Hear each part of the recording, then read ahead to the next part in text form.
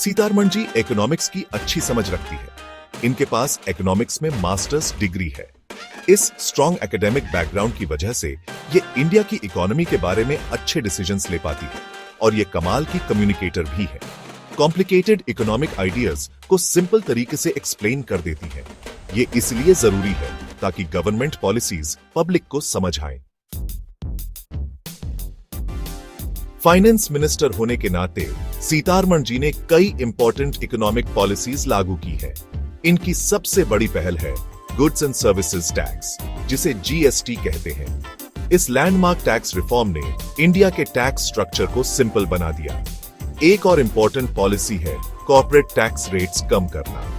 इससे इन्वेस्टमेंट्स बढ़ाने और इकोनॉमिक ग्रोथ को बूस्ट करने में मदद मिली। सीतारमण जी ने ease of doing business improve करने पर भी फोकस किया है।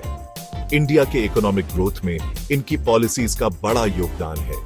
कोविड-19 पैंडेमिक के चैलेंजिंग टाइम में भी इन्होंने देश को सही दिशा दी। इन सब अचीवमेंट्स के बावजूद सीतारमण जी के सामने कुछ चैलेंजेस हैं। सबसे बड़ा चैलेंज है अनएम्प्लॉयमेंट का। इंडिया को अपनी यंग और बढ़ती पॉपुलेशन के लिए जॉब्स क्रिएट करने की जरूरत है। दूसरा चैलेंज है राइजिंग इन्फ्लेशन।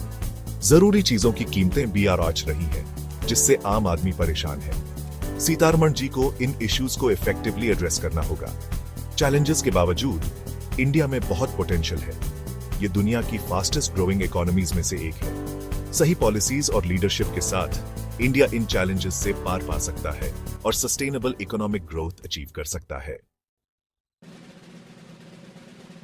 इंडिया के इकोनॉमिक लैंडस्केप को शेप करने में निर्मला सीतारमण जी का क्रूशियल रोल रहा है। इनकी पॉलिसीज ने फ्यूचर ग्रोथ की फाउंडेशन रखी है, लेकिन इन्हें अनएम्प्लॉयमेंट और इन्फ्लेशन के चैलेंजेस को इफेक्टिवली एड्रेस करना होगा। इंडिया को $5 ट्रिलियन इकोनॉमी बनाने में इनकी लीडरशिप क्रूशियल होगी। अपने एक्सपीरियंस और विजन के साथ सीतारमण जी इंडिया को एक ब्राइटर इकोनॉमिक फ्यूचर की तरफ ले जा सकती है।